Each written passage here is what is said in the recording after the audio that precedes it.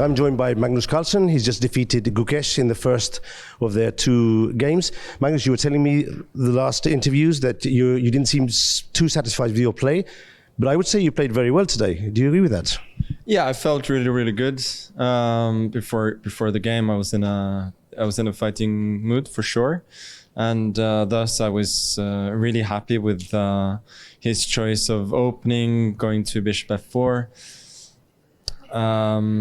I thought, well, how can I get my setups here? And so I decided to play this move b6 because, well, I didn't know any theory, but I realized that like the only way to try and punish is knight c3, bishop b7, and I thought, let's go from there. It doesn't, like, intuitively it doesn't look too too bad, and certainly very playable. Then he made this decision to go for the endgame, which I think was quite all right. But I was pretty happy with that as well, since there was certainly some imbalance in the position, and it didn't feel like I was in any particular danger. I think later on he probably made a decent choice, trying to exchange pieces. I also thought like he could have played more enterprisingly there, but I thought I was still fine. Then yeah, when he started to exchange, I think that was correct. Probably he should have not gone into the rook ending. He should have gone knight f5 and knight d6. It looked like a draw to me. But I think even the rook ending, of course, it has to be a draw, but it gets more and more difficult. And there was a key moment I wanted to ask you about in the rook ending. After 8x b5, 8x b5, there's a moment when instead of rook a2, which may have been the decisive mistake, computer was suggesting c4, which on the paper looks bad because you check on g3 and you win the pawn, but it seems to hold that endgame with the rook on b3 afterwards. Did you see that idea, or did you just... Yeah, I thought it was his best chance because I'd seen rook a2, rook g5, which I was really happy with, keeping everything together and keeping him passive, and I thought then I would win.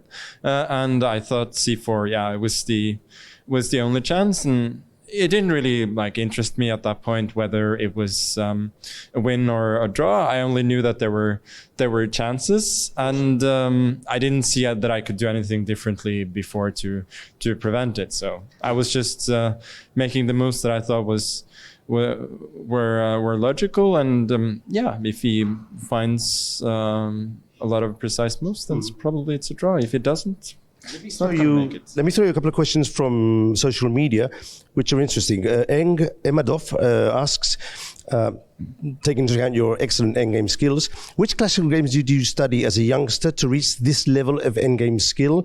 Or in general, how did you study for endgames? I think for me it's just talent and practice, really. I think like many young players at the start, I was not so good at endgames, and then with a lot of practice I got better at practical endgames, and eventually I started to be okay at theoretical endgames when I studied them as well. My last question, Isumi Sai wants to ask you, after your last match with Ivanchuk, can you imagine yourself on the board with that age? In competitive tournaments? I can no, I mean, I don't, it's hard for me to see a world where I don't want to play at all, whether that just be casually online or tournament here and there. I don't know, but I think I'll be playing some chess. Whether I'll be playing in the World Cup, that would be extremely unlikely. Cheers. Thank you.